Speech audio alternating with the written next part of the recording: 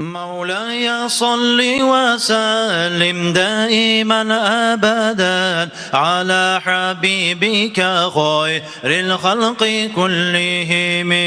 مولاي صل وسلم دائما أبدا على حبيبك خير الخلق كلهم.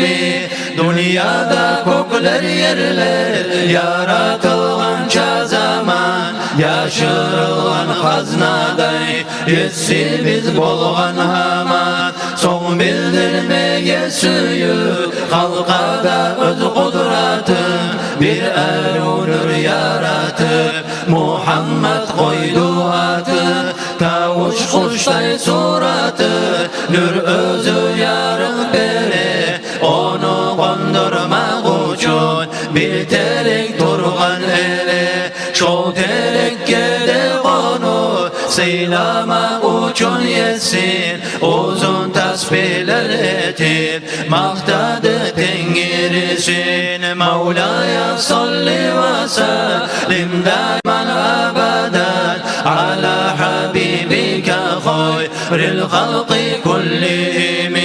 Mevla'ya salli ve sellim daiman abadan ala habibike hayril halqi kullihim. Ol boğar cevap bere, bu oğar tasbih ete, bu hal bulan aradan 70 bin yıllar öte. Bir de has uluda 70 bin yıllar tamam, yalnız yebav ettiler arada eruk kalan.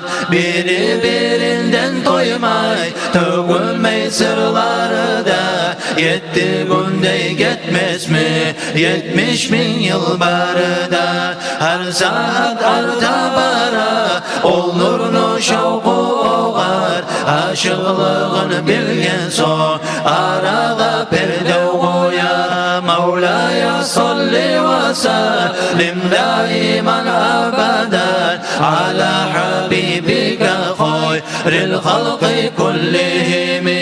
Mevla'ya salli ve sellim daiman abadan ala habibike hayril halqi kullihim. Şevkunu kamilliğin görmeye süyüp yesin, 12 perdev salır sınadı tengirisi. Bin kere mi yıl kere herisinden ötmeye şol kadar kulluk etip Allah'ına yetmeye. Şevkunu gücü bulan uzak demey zamanı, artık ibadet etir açtı bir oğlanı. 12'den ötüp Hakk'a yetişken saat, uzun bir solu alıp tınçaydı boldu rahat. Mevla'ya salli ve sellim daiman abadan ala habibike hayril halqi kullihim. Mevla'ya salli ve sellim daiman abadan ala habibike hayril halqi kullihim.